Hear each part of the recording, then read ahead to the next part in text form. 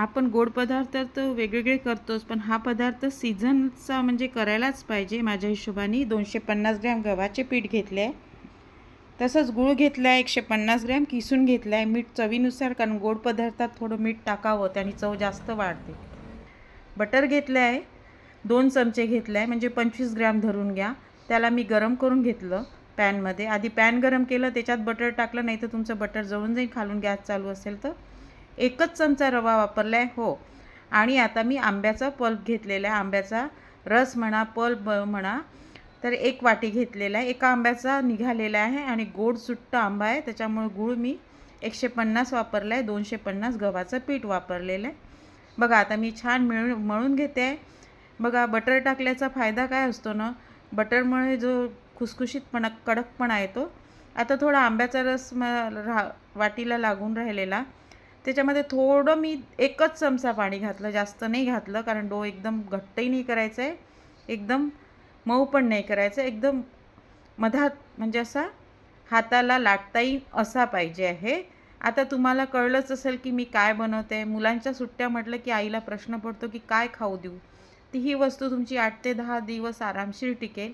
आणि आंब्याचा सीझन म्हटल्यावर तर आंब्याचा पदार्थ काही ना काही तर करायलाच हवा ना. रस तर आपण रोजच खातो.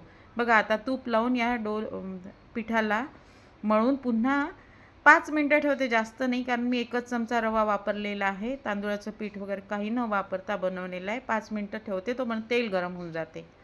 तेल ठेवलं गरम करायला, तुम्हाला पाहिजे तुम्ही तूप वापरू शकता. आणि हो, बटर नसेल तर 2 चमचे तूप टाका आतमध्ये, चालेल, जिथे मी बटर वापरलेलं आहे.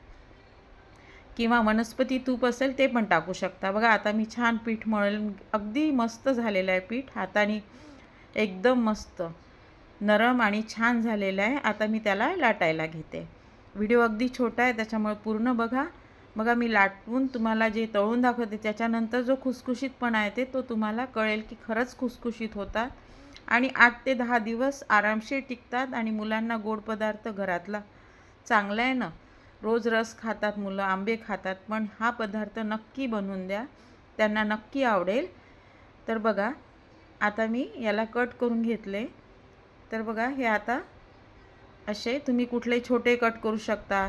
तुम्ही याला पुऱ्या पण लाटू शकता, असं काही नाही. आंब्याच्या पुऱ्या पण छान होतात, पण मी शंकरपाळे केलेले आहे, कारण शंकरपाळे कसे छान वाटतात मुलांना, अट्रॅक्शन वाटते की पुरी तर एरवी आपण खातच असतो ना, म्हणून. तर आता बघा मुलं असो की मोठे असो कोणालाही चालतं, असं काही नाही आहे.